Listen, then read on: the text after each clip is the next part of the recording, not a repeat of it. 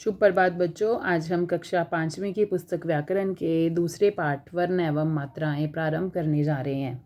सबसे पहले हम जानेंगे कि वर्ण क्या होता है। वर्ण जब हम बोलते हैं तो हमारे मुख से अनेक ध्वनियाँ निकलती हैं।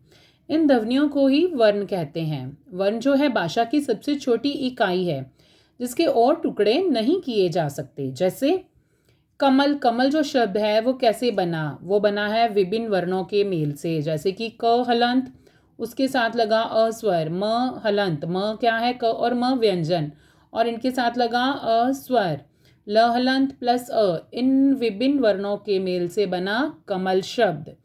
इसी प्रकार हाथी, ह हलंत प्लस आ प्लस थ हलंत प्लस ई, और इनके मेल से बना हाथी। यानी कि ये जो व्यंजन है, व्यंजनों के साथ स्वरों का मेल होता है और इनसे मिलकर शब्द बनते हैं। यानी कि वर्ण भाषा की सबसे छोटी इकाई है जिसके हम और टुकड़े नहीं कर सकते। अब हम जानेंगे वर्णमाला। वर्णमाला क्या होती है?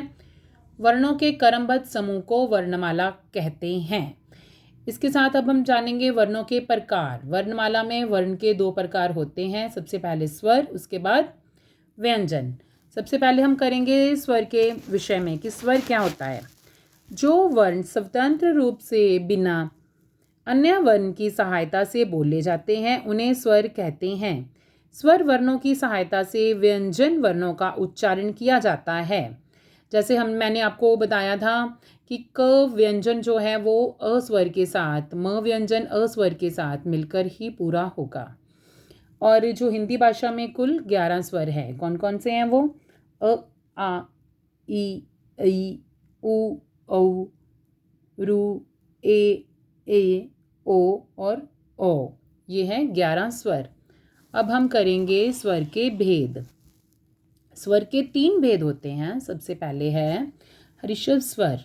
जिन स्वरों के उच्चारण में सबसे कम समय लगता है उन्हें हम ऋषभ स्वर कहते हैं।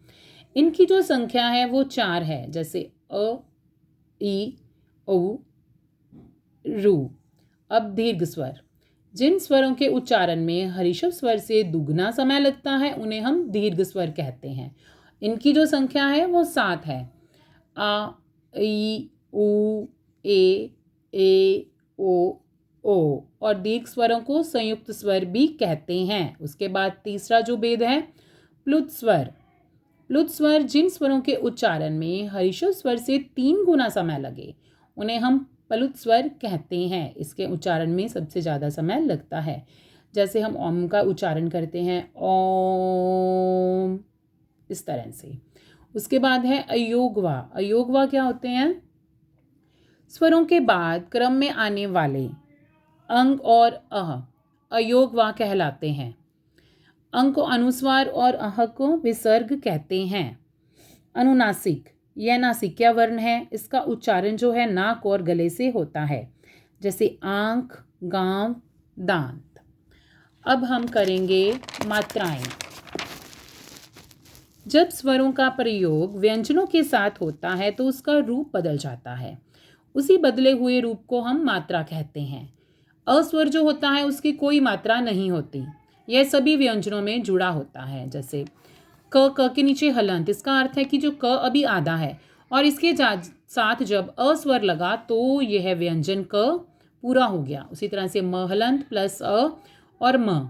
इसी प्रकार से अलग अलग जब स्वरों के साथ व्यंजन के जो चिन्ह होते हैं, आ का जैसे डंडी चिन्ह, छोटी ई, बड़ी ई, ये विभिन्न मात्राएं लगती हैं तब व्यंजन पूरे होते हैं। अब हम अपने नेक्स्ट वीडियो में व्यंजन के विषय में जानेंगे। धन्यवाद।